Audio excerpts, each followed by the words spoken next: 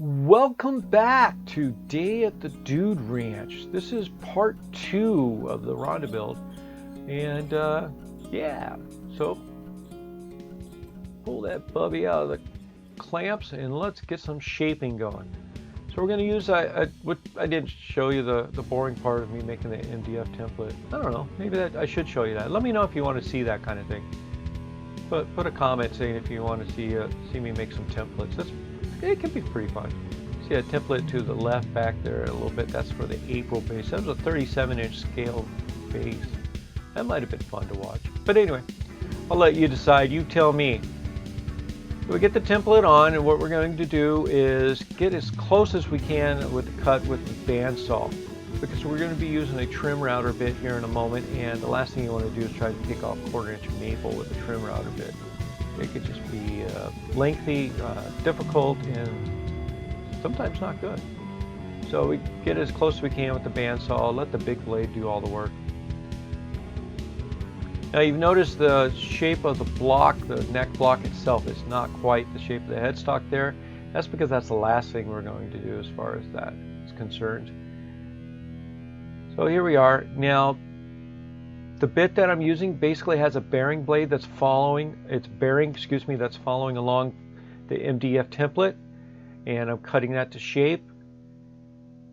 And then here at this point I've removed it because my bit's not that long, and then that way I'm just following what we've already cut all the way to right about there. Remember, we already cut the heel, so I don't have to go too far. And now I'm just doing the rest by hand. Got my little sands flat, my chisel there. And boom. Now we're going to check it out up against the body, make sure everything fits.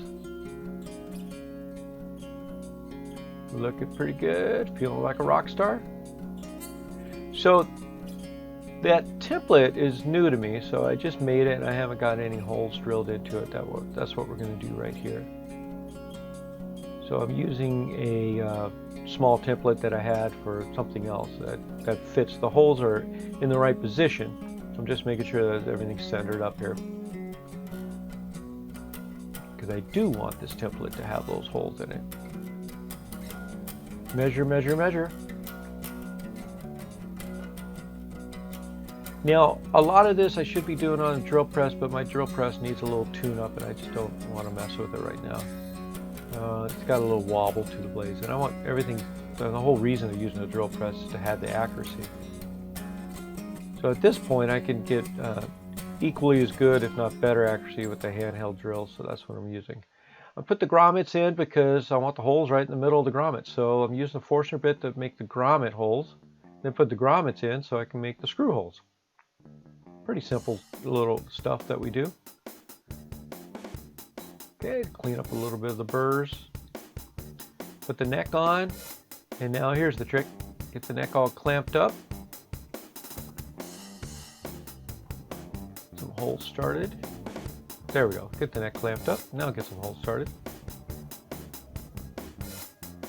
And now to ensure that I'm holding the drill straight, first of all, I want to make sure that I've got the right bit for the size of the screws.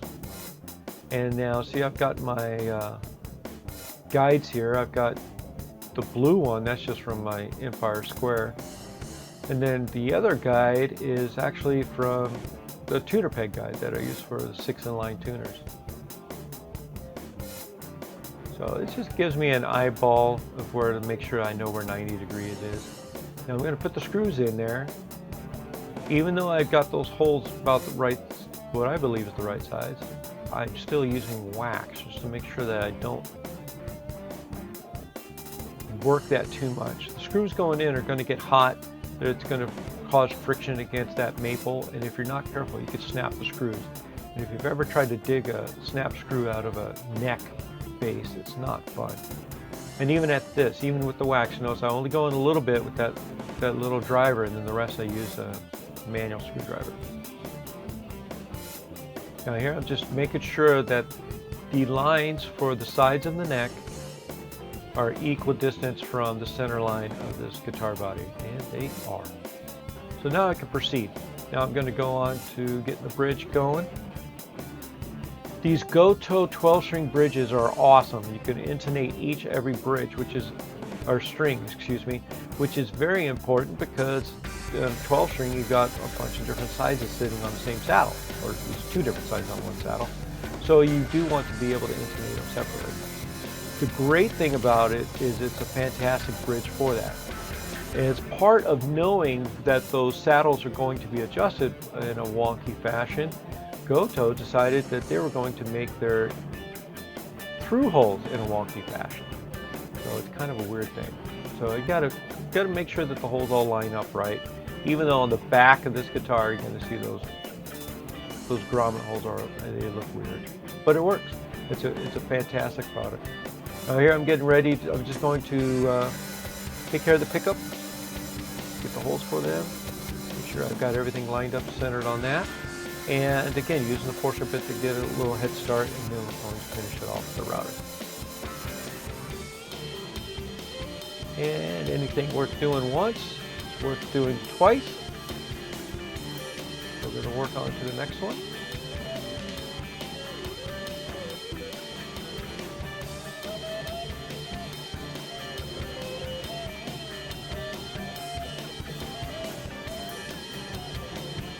So now the black spray paint that you're going to see here does have a purpose. You see it on the neck pocket? Okay, so what it does, you know, obviously through the pickup holes, it just looks cool.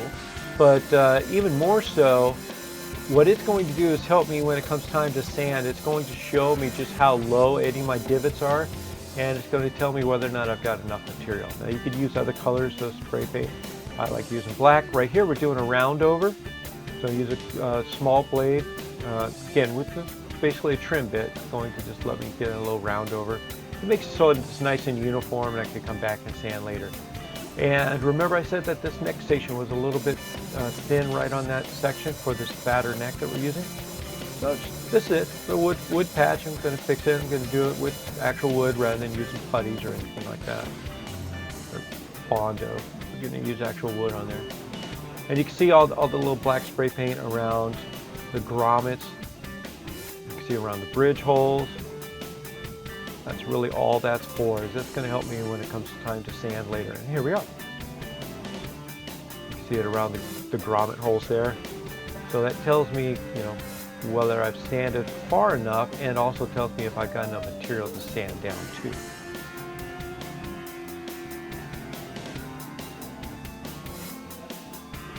Yes, I am my own cameraman. All right. So more sanding and sanding, sanding. Also, if you look, looks like there's like a white line right behind those string grommets. That's another reason for that black paint. It shows me any highs, not only the lows, but also the highs. Sanding, sanding, sanding, sanding. Try to speed up along some of the sanding. Just doing little patches, repairs, make sure everything is nice and good. The whole idea is here, what we're doing is this is, you know, when people talk about fit and finish, this is the fit part. We're making sure everything fits right, and while we're at it, we're getting it ready for the finish. So you see where the black is? Yeah, that's all that highs and lows I was talking about. Now what we got here is I'm actually trimming around with the rabbiting bit, excuse me, for the router. So I'm taking that rabbiting bit and I'm making a groove that's going to hold this binding.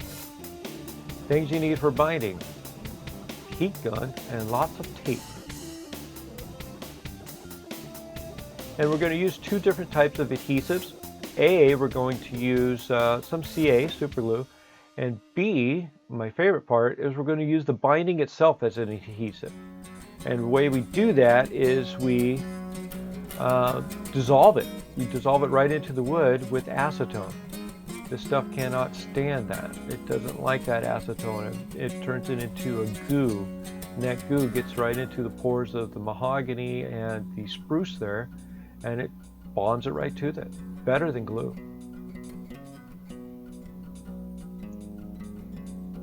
See that smoke? Yeah, I just burnt that little piece there. But we fix it, no biggie. Got the heat gun a little close. You have to be careful with that. And there's, like I said, there's some spots where I actually use super glue if I want to get a good bond right away. Use a little bit of CA and accelerator.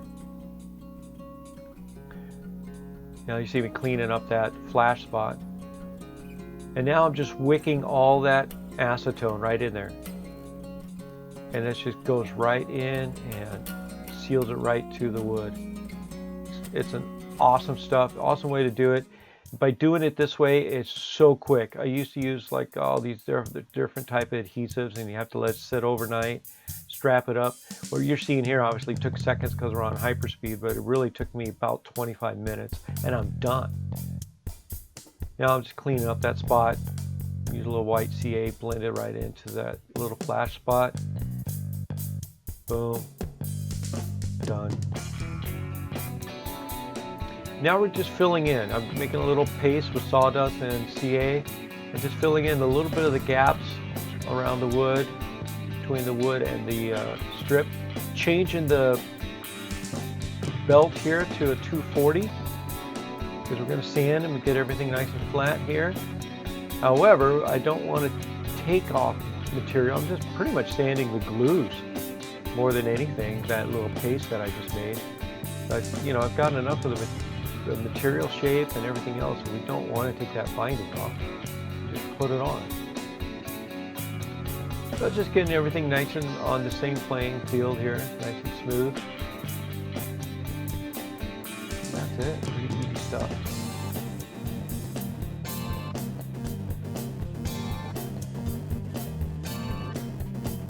You don't see my face in here, but trust me, I'm wearing a mask. You definitely want to do that around this acetate that they use for the binding. You got acetates, you got PVCs, you got ABSs, all different types of stinky plastic stuff. Speaking of stinky plastic, time for a pickguard. Now we went over a couple different pickguard designs for this, and Craig, the guy who's getting this guitar, he and I decided to do something that's going to really fit more the music style that he plays. I had originally made one that's going to be like surfer style, and it had the controls on it. This one's not going to have the controls, so we're going to have to make rear access, which we had, but I covered, thinking that we were going to make front access with controls. But this pickguard is actually going to be a good old-fashioned actual scratch plate and not hold any controls in it. So, since we liked it so much, rather than just making one unit, a one-off, I'm going to make a template, so in case we want to make another one later, we can. So here we are, getting to watch me make a template a little bit. You saw how I just did that, just good old-fashioned tracing paper and glue stick. Then get everything all shaped up close as you can with the bandsaw, and then do the rest with the sander here. All right, it's all ready for a hunk of plastic, kind of. Just squaring this off. Make sure it looks good one last time.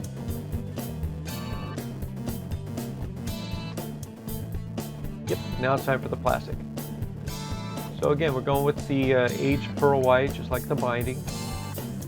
And same method here, you see a rhythm, see a pattern. So we're going to cut as close as we can with the bandsaw, and then do the rest with the router bit. Now look at this chunk here, boom, in the pocket, save it for later.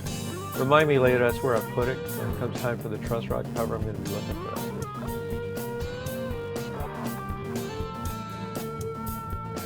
Double-sided tape on double-sided tape on double-sided tape. Boom. So we trim it to size, and then around the parts that not are next to the pickup, I'm using a little 45-degree chamfer, and that gives us that 3-ply look. These we just got to tighten up a little bit. The router bit wasn't quite small enough to get those corners just right. So we use a little hand file. Line it up. Now that's going to be more fitting to Farm Truck, is the band that Craig's got. Really cool little country rock band, SoCal style. You'll like it. Check out Farm Truck. There's a link in the description. Okay, so what we're going to do now is make the sound hole. And remember, with the spruce, I like to cover it with that CA first. So I've got my little tape finger. Spread it in, sand it flat. Put the template on. Again, you see a pattern? Now this template I've already had because I've used this swoosh shape before on Letty, I believe. it happens to fit this body contour. And that's all we do. Once you got the template made, just line it up. Now, if you look on the right-hand side, you see my little guides, my router guides. That's why I'm using a straight bit and a router guide for this, so I can get it nice and close enough, and then clean up the rest with the hand file.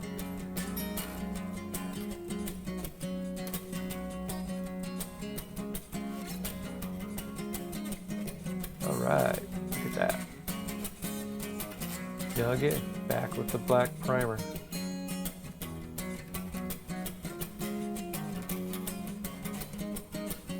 Okay, we're going to sand most of that down so we can see the highs and the lows in the grain. Boom. Rocket! Yeah! Okay, and again, we're going to have a back control plate. So there we go, routing the hole for it. Or should I say rerouting the hole. And then making the plate out of that aged pearly white. And just making sure, even though we're using, you know, templates and all that, still got to get everything just sized up just right.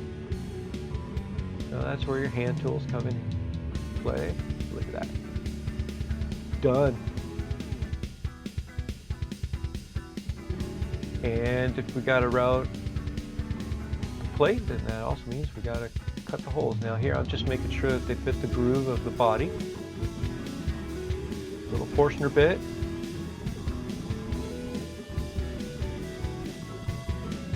And here I'm using a chamfer bit.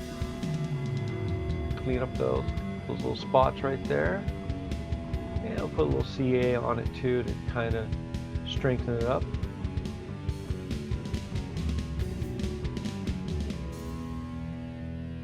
Okay.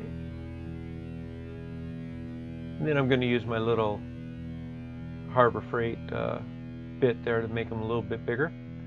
Oh. Let me know if you like this in voiceover mode versus the captioning. You know, this is basically the second episode we've done this. And there's going to be a third episode, as you could tell, because this guitar is not done. So please, you know, ring that bell so you know when the next one's coming out. That way you'll get a notification. You won't have to keep searching all the time, wondering when it's going to be out. I'm trying to do these, get these out every week. I mean, this guitar is so close to finish. I'm just a matter of editing the footage. And here, this is it. I'm just sanding, cleaning, filing, you know. Please click the like and the subscribe buttons, share, ring that bell, come back for part 3. It's going to get awesome. Thank you very much.